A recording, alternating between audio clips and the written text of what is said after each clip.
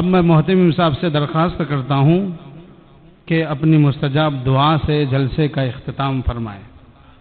اللهم وبحمدك وتبارك اسمك وتعالى جدك وجل ثناؤك ولا إله غيرك اللهم لك الحمد كله ولك الشكر كله ولك الملك كله ولك الخلق كله بيدك الخير كله إليك يرجع الأمر كله لا أحصي ثناء عليك أنت كما أثنيت على نفسك اللهم صل صلاة كاملا وسلم سلاما تاما على سيدنا مولانا محمد تنحل به العقد وتنفرج به الكرب وتقضى به الحوائج وتنال به الرغائب وحسن الخواتم ويستسقى الغمام بوجهه الكريم وعلى آله وصحبه في كل لمحة ونفس بعدد كل معلوم لك اللهم مغفرتك أوسع من ذنوبنا ورحمتك أرجى عندنا من أعمالنا اللهم اغفر لنا كلها دقها وجلها سرها وعلانيتها أولها وآخرها ظاهرها وباطنها نستغفرك اللهم ونتوب إليك اے اللہ ہم سب کے سب گناہوں کو معاف فرما، سارے رذائل سے ہم سب کو پاک و صاف فرما، محاسن اخلاق سے ہم سب کو مزین فرما۔ اے اللہ اتباع سنت، اشاعت سنت کو زندگی کا جزء لا ينفک بنانے کی توفیق و سعادت عطا فرما۔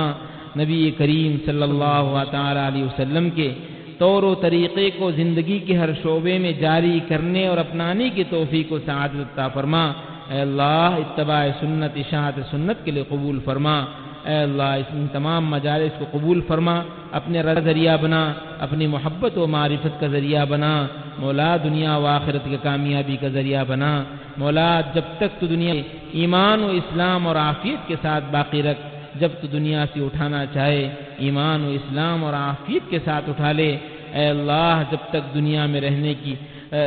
تو دنیا میں ہم کو رکھ کے اپنی مرضیات پر چلا کر نامرضیات سے مکمل حفاظت فرما۔ اے اللہ یہاں تمام موجود بندوں کی دلی جائز مرادوں کو پورا فرما، جامعہ خیر علوم کو قبول فرما، اساتذہ طلباء کو قبول فرما، منتظمین معاونین کو قبول فرما۔ مولا سب کے دل میں اپنا ڈر، اپنا خوف، اپنی خشیت، اپنی محبت، اپنی معرفت پیدا فرما۔ اے اللہ اپنا خصوصی فضل ہم سب کے ساتھ شامل حال فرما، اپنا خصوصی فضل ہم سب کے ساتھ شامل حال فرما۔ اے اللہ نبی کریم صلی اللہ علیہ وسلم نے جتنی خیر و بھلائی تجھ سے مانگی ہے ہم سب کو اور پوری امت کو عطا فرما۔ نبی کریم صلی اللہ علیہ وسلم نے جن شرور سے تیری پناہ چاہیے ہم سب کی اور پوری امت کی حفاظت فرما۔